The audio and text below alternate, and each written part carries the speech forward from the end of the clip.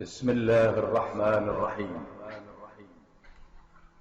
بسم الله المحيط القديم الأزلي الذي خلق الكون والأكوان وأمدها بقدرة هيبته وفرض سلطانه على كل ملك وجني وشيطان وحاكم وسلطان، فخافته جميع مخلوقاته وأذعنت وسجدت وأجابت دعوة اسمه العظيم الأعظم لمن تكلم به، وأسرعت بالبراهين المحكمة في جميع قلوب المتصرفين بسر بطد زهج واح.